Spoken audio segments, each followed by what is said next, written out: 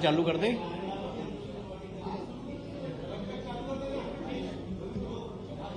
आप सब जरा सेटल हो जाइए तो फिर मैं प्रारंभ कर देता हूं।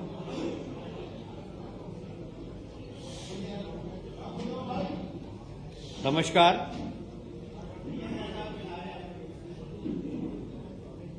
मुझे बहुत प्रसन्नता है कि हमारे लोकप्रिय मुख्यमंत्री डॉक्टर मोहन यादव जी के नेतृत्व में ये तीसरी कैबिनेट बैठक थी। पहली बैठक भोपाल में हुई थी जिसमें माननीय मुख्यमंत्री जी और दोनों हमारे उप मुख्यमंत्री ने बैठकर तय की थी। दूसरी कैबिनेट मीटिंग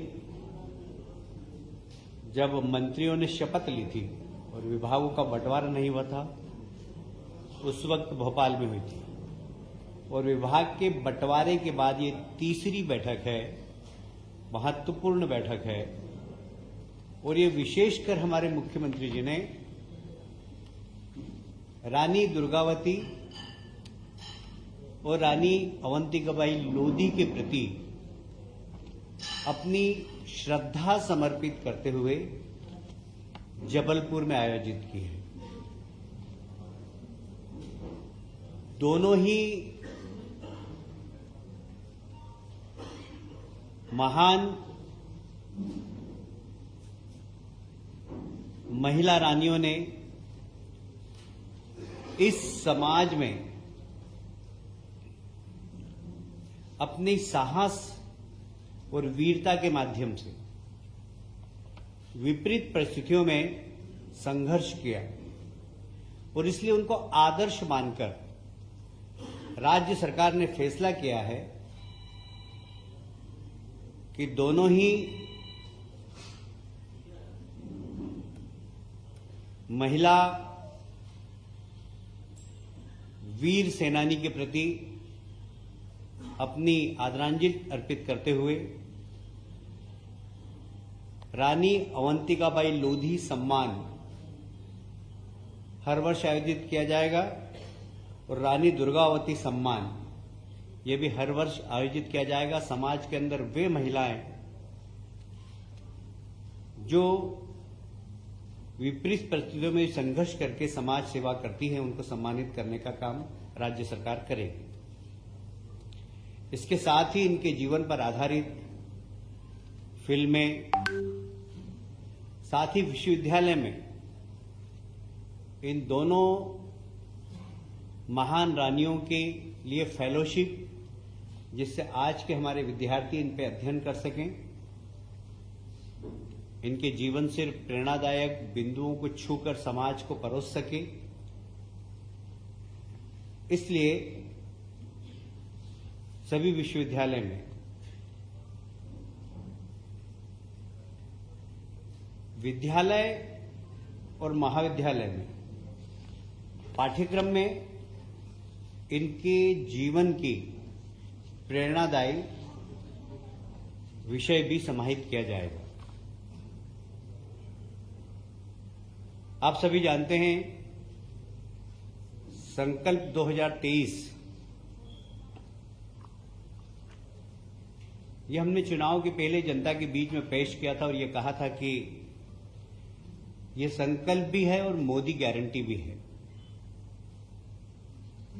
और इस मोदी गारंटी का सबसे महत्वपूर्ण बिंदु जो कि समाज के अति पिछड़े वर्ग से आते हैं, हमारे आदिवासी भाई जो तेंदुपत्ता तोड़ते हैं, उन तेंदुपत्ता तोड़ने वाले हमारे आदिवासी भाइयों को प्रति मानक बोरा, जैसा कि हमने 2023 के संकल्प पत्र में घोषणा की थी, 4,000 रुपये प्रति बोरा के हिसाब से आज कैबिनेट में निर्णय लिया गया है। मैं आपको स्मरण करना चाहता हूं कि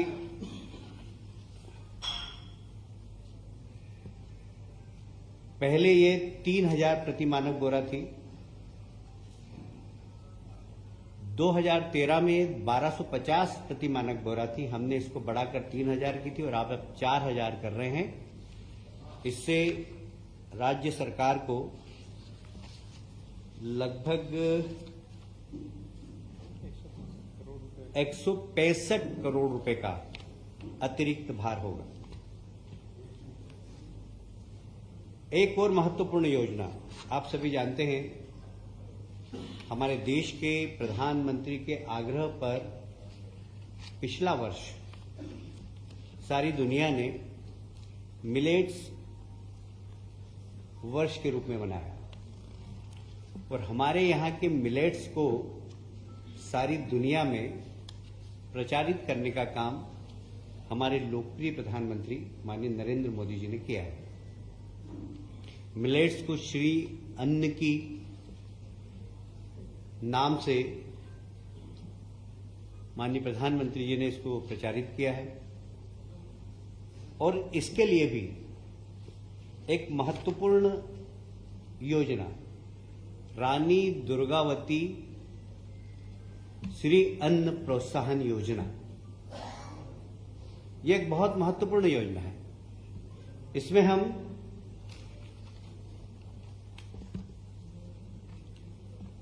हम जो श्री अन्न उत्पादन करेंगे, साधारणतया ये श्री अन्न उत्पादन करने वाली वही पिछड़े वर्ग की जातियां हैं, वही अनुसूचित जाति और जनजाति के लोग ज्यादातर हैं इसमें, जिसमें कोदो, कुटकी, रागी, ज्वार, बाजरा आदि के उत्पादन करते हैं।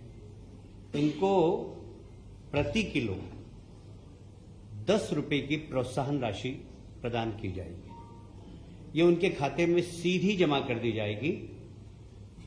इसका उद्देश्य सिर्फ यही है कि इस प्रकार के अन्न के प्रति लोगों की रुचि बढ़े और इस वर्ग को उसका ज्यादा से ज्यादा लाभ हो। तो जो मोदी गारंटी है कि गरीब की गरीबी दूर करना, ये गरीब की गरीबी दूर करने का एक बहुत बड़ा उपक्रम है। मैं समझता हूं कि कैबिनेट ने आज इस वर्ग के लिए एक बहुत महत्वपूर्ण निर्णय लिया है। इसके साथ ही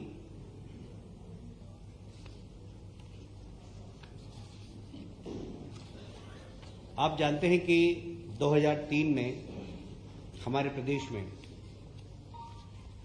जो सिंचाई का रकबा था वो लगभग 7 लाख हेक्टेयर के आसपास था। आज लगभग 45 लाख हेक्टेयर के आसपास है। हम इसको आने वाले समय में 65 लाख हेक्टेयर तक ले जाने की कोशिश कर रहे हैं और इसी को ध्यान में रखते हुए आज 32,000 करोड़ की सिंचाई योजनाओं को अनुमति प्रदान की है। सड़क के मामले में भी मुझे याद है 2003 में मैं पीडब्ल्यूडी मिनिस्टर था। इस प्रदेश के अंदर मात्र 60,000 70,000 किलोमीटर सड़कें थी, वो भी गड्ढे वाली। सिर्फ मध्य प्रदेश में एक देवास बाईपास ऐसा था जिसमें एक भी गड्ढा नहीं था, बाकी सारी सड़कें गड्ढे वाली थी। आज की तारीख में हमारे पास 5,11,000 किलोमीटर सड़कें हैं, जिसमें कि अधिकांश में गड्ढे नहीं हैं। ये एक बहुत बड़ी सड़क की क्रांति भारतीय जनता पार्टी की सरकार ने पिछले 20 वर्षों में की। इसको और आगे बढ़ाते हुए मध्य प्रदेश की डबल इंजन की सरकार, केंद्र सरकार के सहयोग से लगभग 4,500 करोड़ की सड़कें और बनाने का निर्णय आज की मंत्रिमंडल की बैठक में लिया गया है। ये इंफ्रास्ट्रक्चर प्रदेश का बढ़ाने की दिशा में एक बहुत बड़ा कदम है। और कुछ आप सभी जानते हैं कि लगभग 100 वर्षों से ग्वालियर में ग्वालियर व्यापार मेला लगता है। ये सिंधिया राजघराने ने प्रारंभ किया था। वो लाखों की संख्या में वहां लोग आते हैं। उद्योग मंत्री था तब मैं, देश तो ठीक है, आसपास के राज्य राजस्थान और उत्तर प्रदेश से भी लोग आते हैं। इस बार फिर से हमने ऑटोमोबाइल्स में 50% विक्रय कर पर छूट देने का निर्णय लिया है। अभी तक एवरेज यहां पर 500 करोड़ के आसपास का व्यवसाय होता है इस मेले में, जिसमें लगभग 300 करोड़ का व्यवसाय सिर्फ ऑटोमोबाइल्स का है। और ये सेंट्रल इंडिया का बहुत लोकप्रिय मेला है। इस मेले को प्रोत्साहन देने के लिए हमने विक्रय कर में भी लगभग 50% की छूट देने का काम किया है। इसको भी नहीं करना।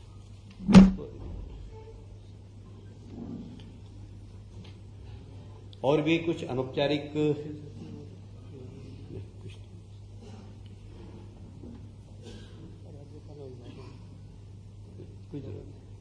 No need. इसके अतिरिक्त कुछ हमारी अनौपचारिक चर्चाएं भी हुई है। प्रदेश के विकास में हमें क्या क्या करना है, सारे मंत्रियों की भूमिका क्या हो, जिसे प्रधानमंत्री जी की जो मोदी गारंटी रथ निकल रहे हैं, भारत विकास संकल्प रथ जो निकले हैं, उसकी एक प्रोग्रेस रिपोर्ट पर भी बात हुई और मुझे कहते हुए बहुत गर्व है कि वह हमारा रथ अभी मध्य प्रदेश में बहुत तेज गति से चल रहा है और अभी एवरेज लगभग हमारी 40% यात्राएं कंप्लीट हो गई है, जिसमें जनता का बड़ा प्रोत्साहन भी मिल रहा है और लोगों को जन कल्याणकारी योजनाएं, गरीब कल्याण की योजनाओं का लाभ भी दे रहे हैं। जैसे आयुष्मान कार्ड बन रहे हैं वहां पर गरीब कल्याण की जितनी भी योजना है राज्य शासन के, प्रदेश सरकार की, हम सबके फॉर्म भरा रहे हैं और ये बड़ा लोकप्रिय रथ गांव-गांव में जाकर गरीब कल्याण की योजना से जो हितग्राही हैं, जो वास्तव में इसके हकदार हैं, उनको हक देने का काम कर रहा है। बहुत बहुत धन्यवाद।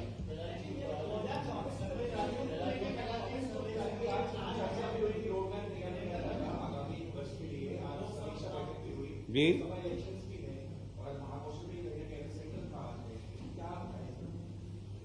क्या क्या कहा आपने?